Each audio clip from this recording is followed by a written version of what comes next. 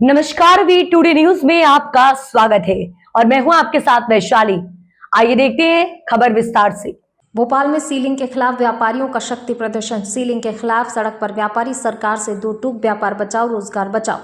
भोपाल में रहवासी इलाकों में कमर्शियल दुकानों पर हो रही सीलिंग कार्रवाई के विरोध में व्यापारियों ने सड़क पर उतरकर प्रदर्शन किया। रोशनपुरा चौराहे से न्यू मार्केट तक निकली विशाल रैली में व्यापारियों ने व्यापार और रोजगार बचाने की मांग उठाई। व्यापारियों ने सरकार से जल्द भोपाल का मास्टर प्लान लागू करने, मिक्स्ड लैंड यूज की अनुमति देने, गुजरात की तर्ज पर अनाधिकृत विकास के नियमितीकरण का कानून लागू करने की मांग की। व्यापारियों का कहना है, कार्रवाई से हजारों परिवारों की रोजी रोटी प्रभावित हो रही है। अब सरकार को सीलिंग का समाधान निकालना होगा।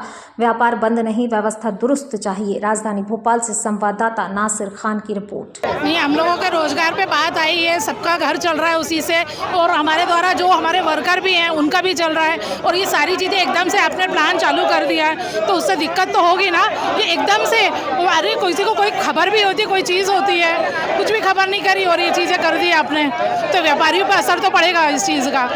जब हम जी भारती गौतम कि व्यापारियों को व्यापार करने दिया जाए सुख शांति से। आज बरसों से व्यापारी व्यापार कर रहे हैं, अब रहवासी का और कमर्शियल का लफड़ा आज पड़ा है।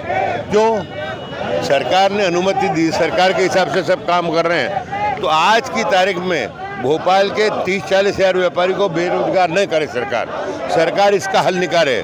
मास्टर प्लान से निकाल ले, मिक्स लैंड से करे या गुजरात मॉडल पे निकाले।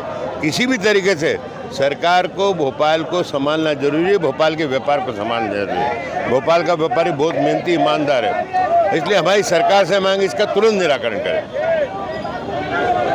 नगर निगम द्वारा 3 दिन का नोटिस दिया गया है, 3 दिन बाद वो सीलिंग की कार्रवाई करेगी।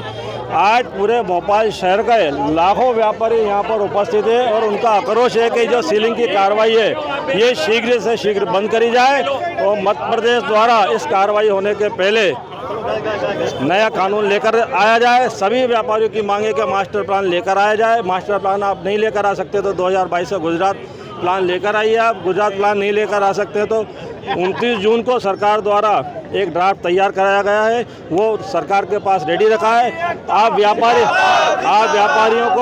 व्यापारियों को राहत देने के लिए, नहीं तो आप ये मान कर चलिए कार्रवाई होती है तो भोपाल का 90% व्यापार बंद हो जाएगा, जिससे जुड़े लाखों लोग बेरोजगार हो जाएंगे। और जब कहीं बेरोजगारी बढ़ेगी तो ये मानकर चलिए कि पूरा भोपाल के व्यापारी पर भी फर्क पड़ेगा। आप रोजमर्रा की आवश्यकता की चीज़ें कहाँ से लेकर आएंगे आप क्या सरकार एक तरफ तो इन्वेस्टर मीट करके लोगों को रोजगार देती है, हम व्यापारी स्व रोजगार कर रहे हैं। आप हम लोगों का रोजगार क्यों छोड़ा रहे हैं? आप ये मानकर चलिए कि ये कार्रवाई होगी तो भोपाल का व्यापारी आत्महत्या करने को मजबूर हो जाएगा।